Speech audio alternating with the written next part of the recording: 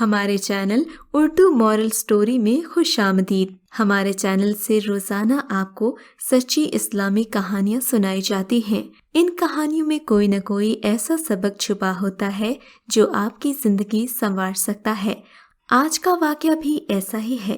چلیے سنتے ہیں آج کی کہانی۔ وہ شروع سے ہی 2 اور 2 4 کرتی آئی تھی۔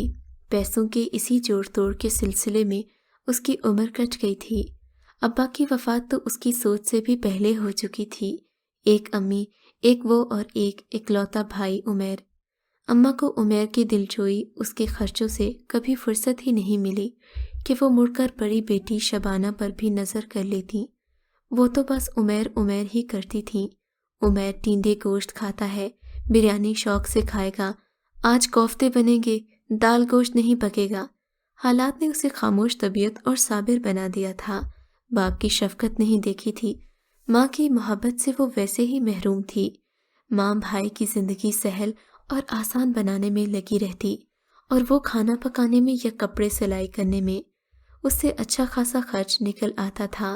وہ جتنا بھی کماتی اماں کے ہاتھ پر رکھتی اور اماں جوں کا توں اپنے بیٹے عمیر کو تھما دیتی۔ اس کے خون پسینے کی کمائی وہ لمحوں میں اڑا ڈالتا۔ اسے کبھی گھر کی فکر نہیں تھی، وہ صرف اپنی فکر کرتا تھا۔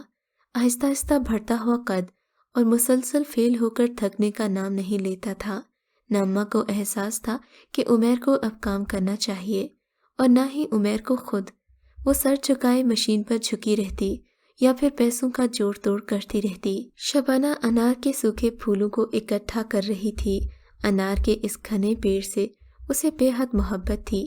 یہیں بیٹھ کر وہ اپنے اسکول کا کام کرتی تھی۔ تب مشین اماں کے ہاتھ میں تھی، اب وہ چلاتی تھی۔ سرخ سرخ اور خوبصورت کلیوں کی بڑی تعداد تھی۔ اوپر چھوٹے چھوٹے اناروں کا بور دکھتا تھا۔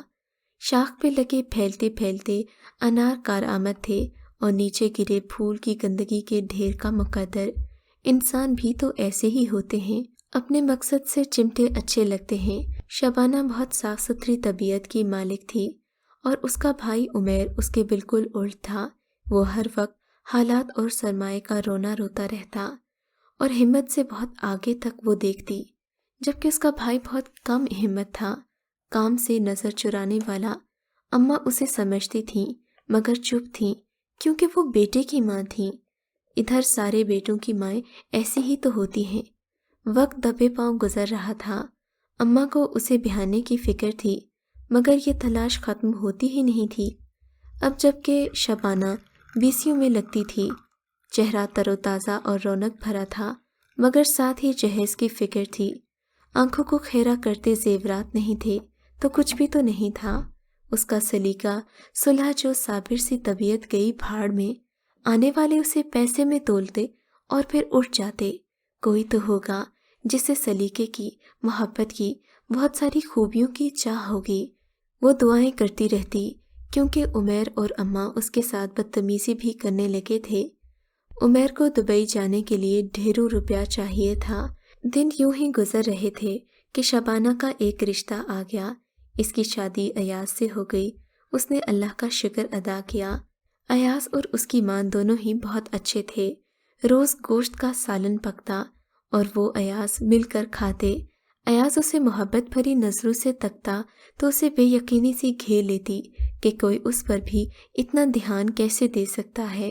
مہینے کے بعد ہی اس نے محسوس کیا کہ ماں خرچے کے لیے تنگ ہو رہی ہیں۔ ایاز کام وام پر نہیں گیا۔ وہ حیران سی ہو کر جھاڑو دیتی مگر یہ حیرانگی زیادہ دیر نہ رہی کیونکہ ایک دن ساس نے اپنے کمرے میں بلایا اور پلنگ کے نیچے سے کچھ ڈھونڈنے لگیں۔ انہوں نے غلاف اتارا۔ وہ سلائی مشین تھی اور ایک تیل کی شیشی۔ لے تیل دے اسے اور جھاڑو پونچھ لے۔ ہنر ہاتھ میں ہو تو فکر و فاقہ کیسا۔ ایاز کو ابھی کام نہیں مل رہا، جب مل جائے گا تو کر لے گا، ابھی تو دال روٹی چلے۔ شبانہ تو بیٹھے بیٹھے تھک سی گئی تھی۔ آنکھوں کے آگے خواب اڑنے لگے۔ اماں نے مشین رکھوا کر بیٹے کے جوتوں سے بچانے کو بیاہا تھا جبکہ ساس نے بیٹے کی خاطر سلائی مشین واپس تھمائی تھی۔ زندگی تو یہی تھی، مشین سے شروع ہو کر مشین پر آ کر رکی تھی۔ پہلے مشین کا پہیہ گھوما تو بھائی کے خرچے نکلے، اب اپنا گھر چلانا تھا۔ پہلے کی طرح یہ سب کرنا ہی تھا۔ सास भी अपने बेटे पर जान निसार करती थी। अब के जब शबाना का काम चल निकला तो अयाज के काम की तलाश तमाम होती नजर आई। अब वो घर में बैठकर खाता और काम ढूंढने वाला ड्रामा भी बंद हो गया। इधर अम्मा ने भाई को सुधारने की खातिर उमैर की शादी कर दी थी। उमैर रोज उसे जूते मारता और यतीम लड़की की बद्दुआएं समेटता। ऊपर से खाने की चाट मसालेदार भुनाई वाले महंगे पकवान कैसे पक सकते थे जब उसने कमाना नहीं था। अम्मा की सांसें भी मुश्किल थी। निकम्मा मर्द भी घर के लिए कितना बड़ा अजाब है, ये तो ऐसे हालात से गुजरने वालियां ही जानती हैं।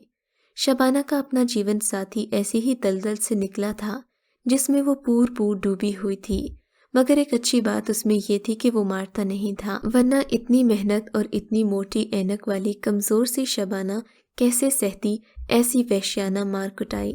बस वो सारा सारा दिन सोता रहता, सोते सोते थक जाता।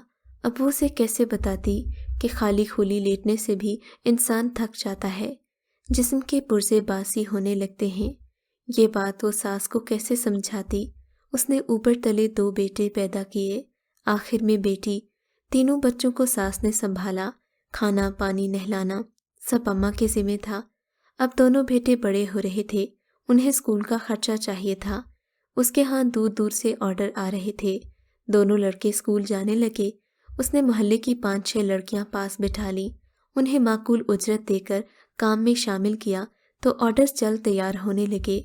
वो भी कभी कभार अम्मा की मुट्ठी में 100-200 थमाने लगी।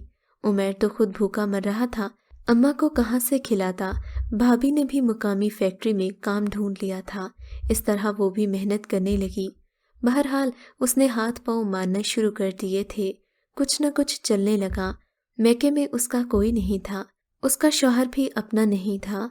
उसके हाथों पर मजबूरियों की मोटी मोटी गांठें पड़ गईं और आंखें अब मोटे मोटे शीशों के बिना अधूरी थीं। अब वो घर चलाने में शौहर का हाथ बटाने अयाज के रवैये पर उसे बहुत दुख होता, मगर वो जुबान पर हरफ शिकायत न लाई।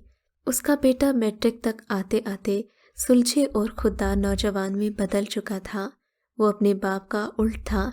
उसकी दादी के मुताबिक वो अपने दादा जैसा था, जिसने एक औरत को मर्द बनकर संभाला था, घर चलाया था, उसे ज़माने के सर्द गर्म से दूर रखा था।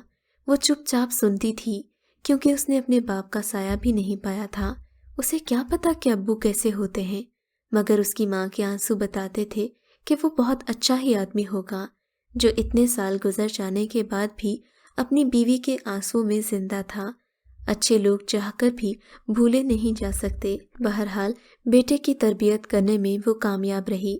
जुनैद की सरकारी मुलाजिमत और उसके छोटे बेटे की प्राइवेट फर्म में तगड़ी तनख्वाह आने के बाद आहिस्ता आहिस्ता मशीन पर गुलाफ चढ़ना दोबारा शुरू हो गया। उसकी बेटी FA कर रही थी। घर के हालात अच्छे नहीं, बेहतरीन थे। अम्मा अब बूढ़ी नहीं बल्कि बहुत बूढ़ी थीं। वो बीमार रहने लगी थीं। उसे अम्मा के जाने के बाद अपनी सास अम्मा से ही मोहब्बत हो गई। दोनों ने एक जैसे हालात ही तो भुगते थे। बेटों के हाथों दर्द उठाए थे। उसे दोनों माएँ एक सी लगती, मगर माँ जल्द ही साथ छोड़ गई। उस सर्द शाम शबाना का एक बाजू जुदा हो गया। उसने खिज़ां के दिन अम्मा के साथ गुजारे थे। अब बाहर आई थी तो वो चल पड़ी थी। घर एकदम खाली हो गया और अंदर भी। वो सोचती ही रह गई। जब वो अपने बेटे जुनैद के लिए रिश्ता ढूंढने के लिए निकली तो वो उसी अनार वाले घर के दरवाजे पर रुक गई, जिसकी छांव तले कभी उसने मशीन चलाई थी। अंदर उसकी भतीजी घूम फिर रही थी। मशीन छोड़कर वो फुप्पो के गले लग गई। ये देखकर उसकी आंखें भर आई कि आज भी उसके मैके का नक्शा वही था। उसके भाई की बेटी के हाथ में सिलाई मशीन आ चुकी थी, जबकि उसका भाई आज भी निकम्मा पड़ा था। शबाना ने कुछ सोचकर अंगूठी डबिया से बाहर निकाली तो उसकी आंखों में आंसू थे, क्योंकि अब मशीन का किस्सा खत्म होना था। उसका अज़्म था कि अब वो किसी जवान लड़की के ख्वाबों का खून नहीं होने देगी, उसके हाथ में सिलाई मशीन नहीं आने देगी। अगर आपको आज का ये वाक़या पसंद आया है तो इस वीडियो को लाइक ज़रूर कीजिए और इस तरह के मज़ीद किस्से सुनने के लिए हमारे चैनल उर्दू मॉरल स्टोरी को सब्सक्राइब ज़रूर कीजिए।